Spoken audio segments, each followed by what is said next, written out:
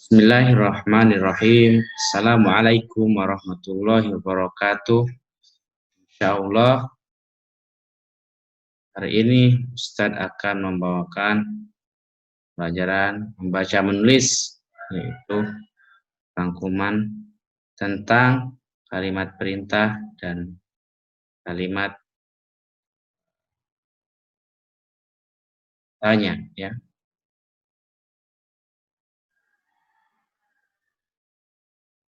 Ya, mari kita simak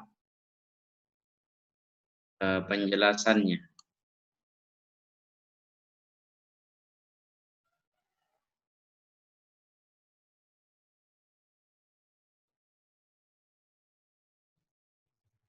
Rangkuman membaca menulis. Ya, ini kalimat perintah. Kalimat perintah adalah kalimat yang mengandung makna meminta, memerintah seseorang untuk melakukan sesuatu. Jadi kalau kita meminta seseorang untuk melakukan sesuatu, itu harus menggunakan kalimat perintah. Adapun beberapa ciri kalimat perintah adalah sebagai berikut. Penggunaan tanda seru di akhir kalimat. Jadi, ketika kita membuat sebuah kalimat perintah, di akhir kalimat harus menggunakan tanda seru. Yang kedua, menggunakan intonasi nada tinggi ketika kita sedang membaca atau memerintah tersebut. Yang ketiga adalah penggunaan kata perintah.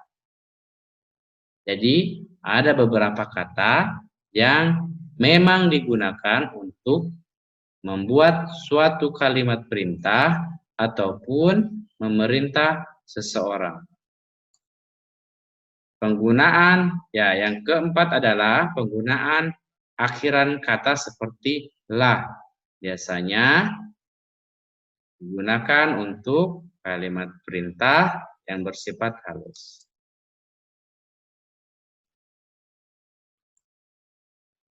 Kalimat perintah dibagi menjadi dua, yaitu kalimat perintah. Kalimat ini adalah kalimat yang berisi meminta seseorang melakukan sesuatu. Contohnya adalah, tolong matikan keran air itu. Dalam kalimat ini terdapat tanda seru. Kalau menyuruh seseorang berarti harus menggunakan intonasi tinggi seperti ciri-ciri yang disebutkan tadi. Sebarkanlah salam pada saudaramu, menggunakan intonasi atau nada yang. Bacalah Al-Quran setiap hari, ya. Jadi di akhir kalimat ada tanda seru jika dibaca menggunakan intonasi tinggi.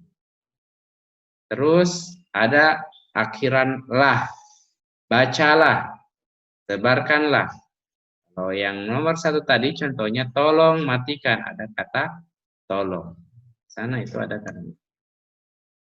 Dirikanlah sholat pada waktunya, ada kata lah, ya, akhiran. Atau apalagi yang terakhir, berbuat baiklah kepada kedua orang tuamu. Jadi kalimat perintah di akhir katanya harus menggunakan tanda seru, dan ketika kita berbicara menggunakan intonasi nada tinggi, ada imbuhan lah. Kita juga menggunakan kalimat perintah seperti tolong. Kalimat larangan tadi terbagi menjadi dua, kalimat perintah dan kalimat larangan. Kalimat larangan ini contohnya ini adalah kalimat yang berisi segala sesuatu yang tidak boleh dikerjakan, biasanya diawali dengan kata jangan, atau dilarang, dan tidak. Contoh, jangan makan menggunakan tangan kiri. Bisa juga menggunakan akhiran lah, janganlah makan menggunakan tangan kiri.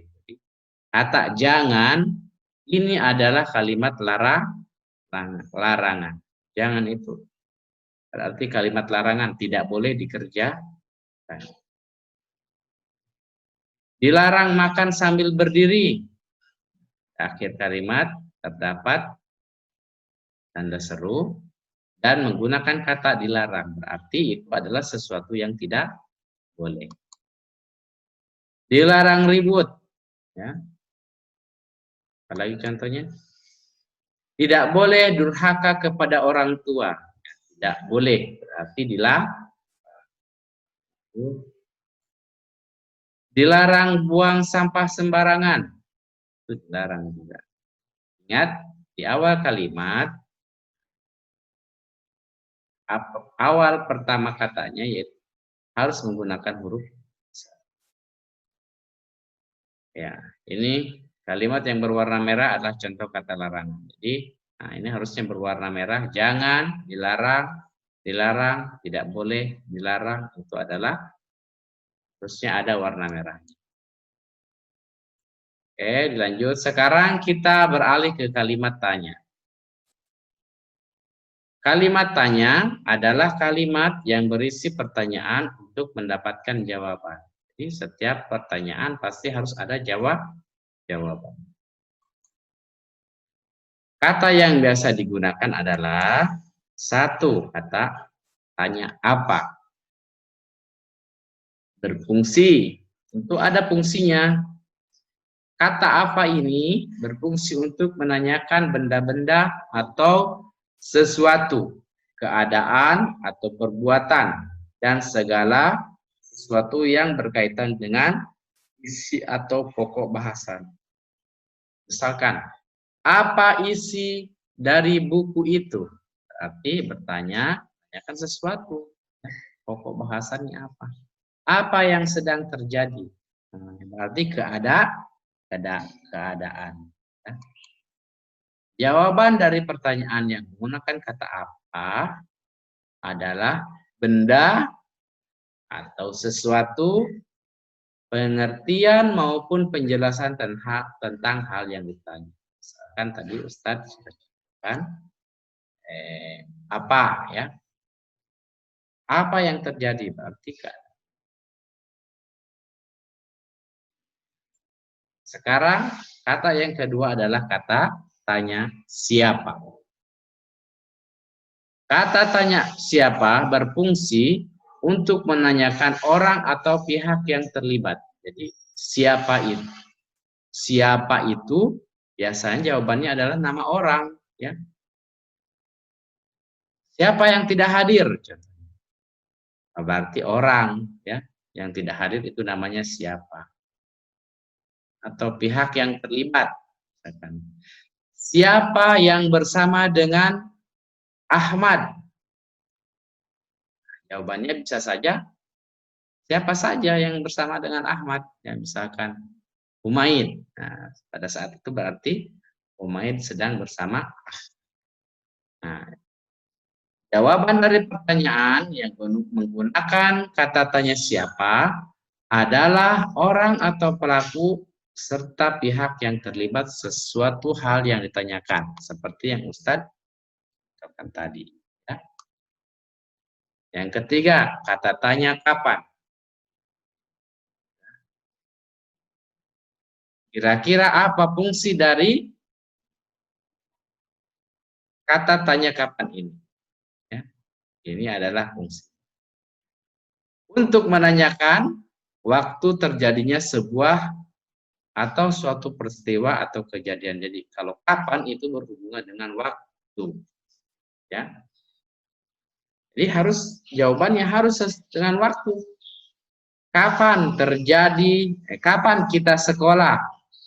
Pasti, misalkan waktunya apa? Hari Senin. Kapan kita akan berangkat? Di hari Senin, misalkan jam 7.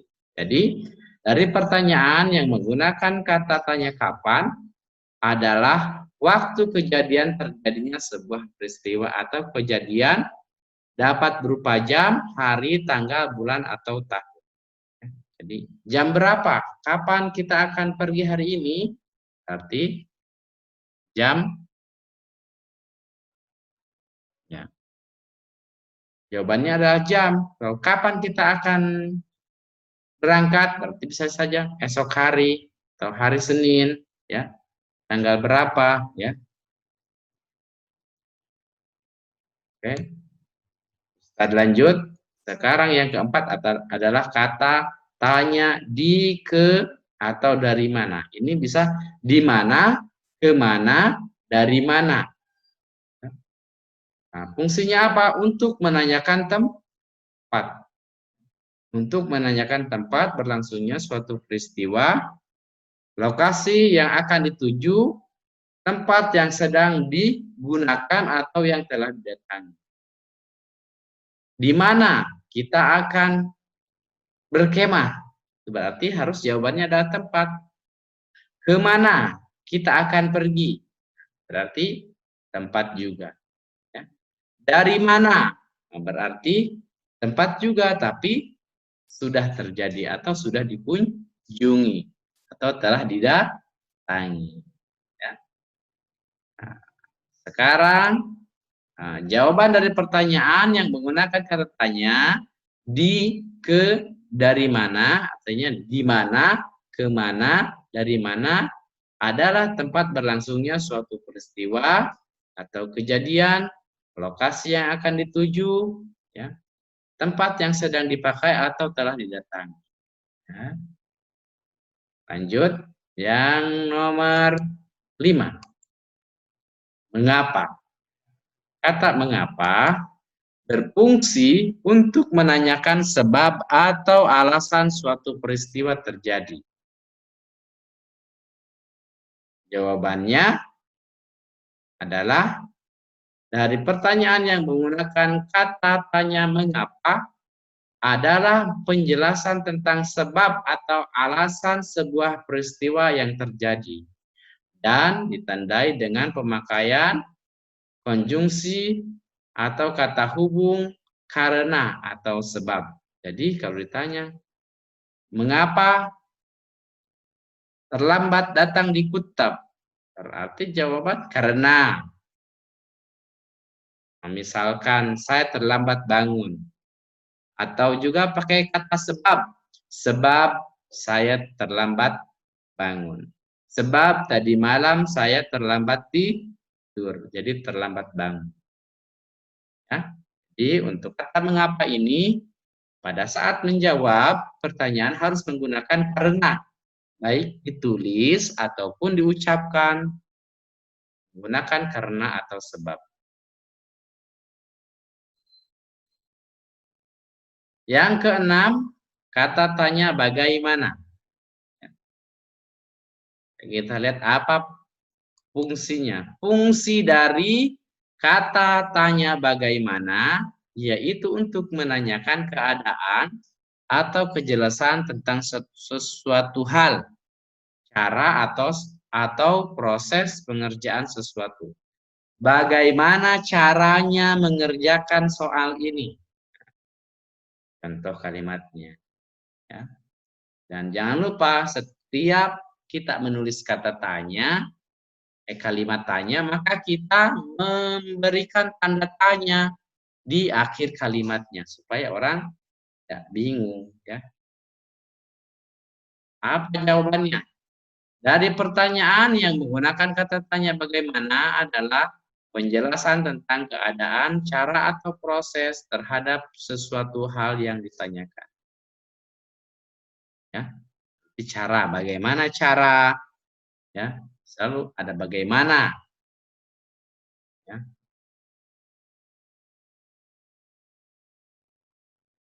Nomor 7, kata tanya berapa. Kata tanya berapa ini berfungsi untuk menanyakan banyak jumlah atau satuan. Biasanya berupa angka. Nah, tidak mungkin kalau ditanya berapa jawabannya lain-lain. Pasti angka. Berapa jumlah? Berapa banyak orang yang datang di Kutab hari ini? Berapa santri? Berarti yang membutuhkan jawaban dari pertanyaan yang menggunakan kata tanya berapa adalah banyak jumlah atau satuan tentang sesuatu hal yang ditanyakan. Jika Ustadz bertanya, berapa santri yang hadir? Berarti jawabannya misalkan bisa saja 14 santri yang hadir. Disebutkan nominalnya atau angkanya. Ya. Oke, jadi catatannya itu ada 7 apa, siapa, kapan, di mana, mengapa, bagaimana, berapa. Ya. Jadi ketujuh kata tanya ini digunakan untuk bertanya dan untuk mendapatkan jawaban. Pada saat membuat kalimat tanya, harus memberikan tanda tanya di akhir kalimatnya. Ya.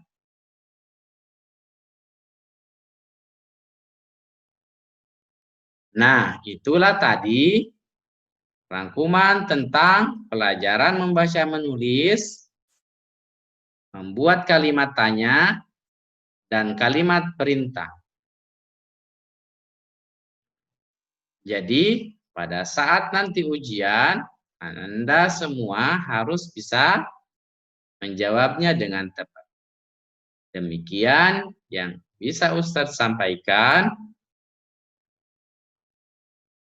Ditutup dengan doa kafaratul majlis, subhanaka Allahumma wa bihamdika asyhadu alla ilaha illa anta astaghfiruka wa atubu ilaik.